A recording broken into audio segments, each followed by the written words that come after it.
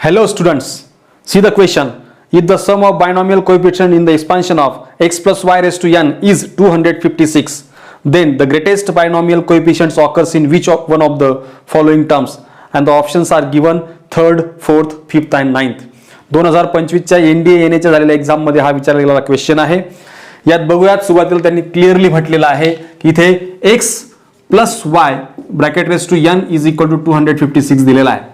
आपण काय करूया त्याचं सोल्युशन बघताना इथे सुरुवातीला आपण suppose put x is equal to 1 आणि y इज इक्वल टू 1 जर घेतलाय तर इथे हा 1 plus 1 bracket raise to n equal to 256 येईल, म्हणजेच 2 raise to n equal to येणार आहे 256.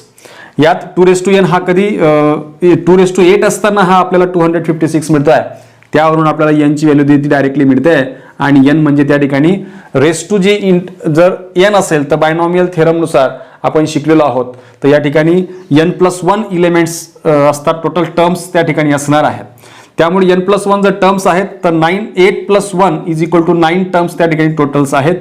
आणि जो ग्रेटेस्ट व्हॅल्यू जी कोएफिशिएंट आपल्याला मिळतोय जसं आपण एक ट्रायंगल पाहिलेला आहे 1 1 2 1 1 3 3 1 1 4 6 4 1 1 या प्रकारे तुम्ही जर पाहत असाल तर मिडलची जी टर्म आहे, जर या ठिकाणी ऑड नंबर ऑफ टर्म्स असतील तर जी मिडल टर्म आहे ती मिडल टर्मच आपली जी आहे ती ग्रेटेस्ट कोएफिशिएंट आपला असणार आहे. म्हणून आपल्याला मिडल टर्म जर काढायची असेल तर त्या ठिकाणी 10+1 यानुसार आपल्याला ग्रेटेस्ट टर्म ॲज वेल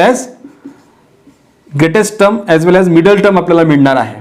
म्हणजे greatest coefficient not term, greatest coefficient आपल्याला मिळतोय आणि तो मिळेल आपल्याला 9+1 डिवायडेड बाय 2 नंबरचा, म्हणजे 10 divide by 2 equal to 5th term जी आहे ती आपल्याला मिळणार आहे ग्रेटेस्ट कोएफिशिएंट.